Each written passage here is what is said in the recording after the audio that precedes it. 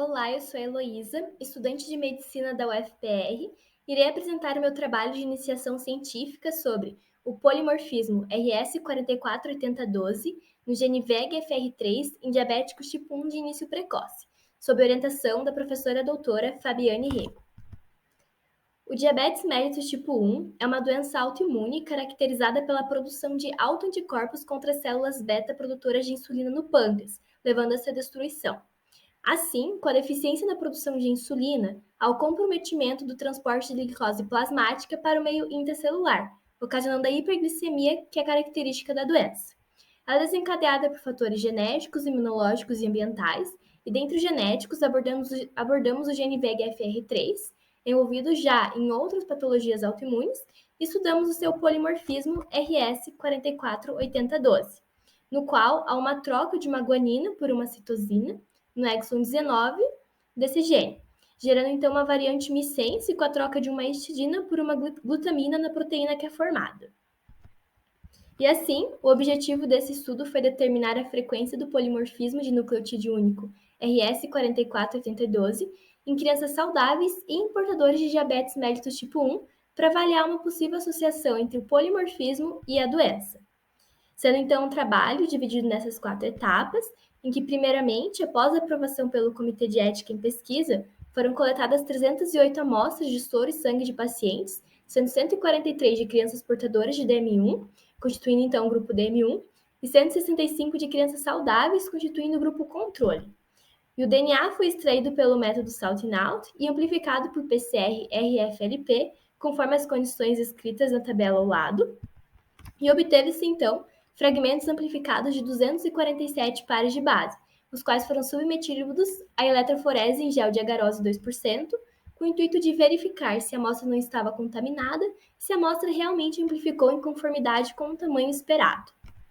Para a restrição do material amplificado, foi empregada a enzima FNU4HI, utilizando-se o protocolo aqui descrito, porque essa enzima reconhece a sequência nucleotídica GC-NGC e cliva o fragmento amplificado nessa respectiva região. E assim, em indivíduos que apresentavam polimorfismo e, portanto, a troca do alelo G pelo C, o fragmento foi reconhecido e clivado.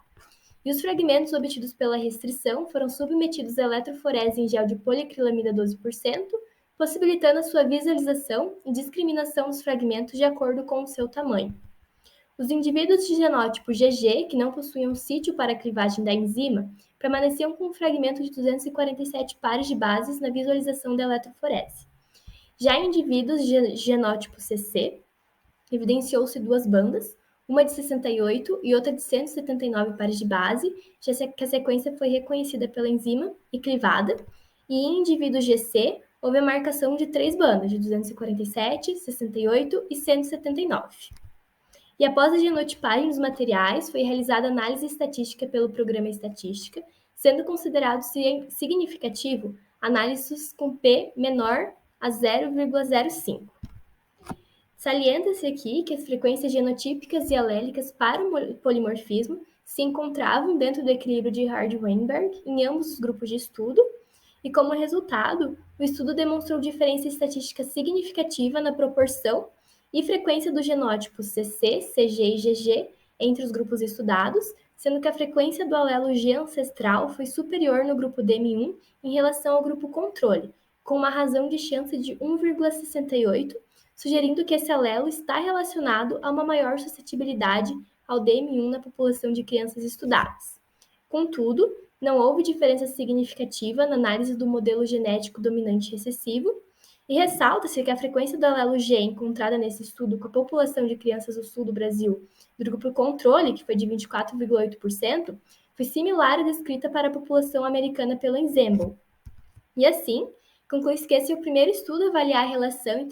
entre o polimorfismo RS448012 e o DM1 em crianças,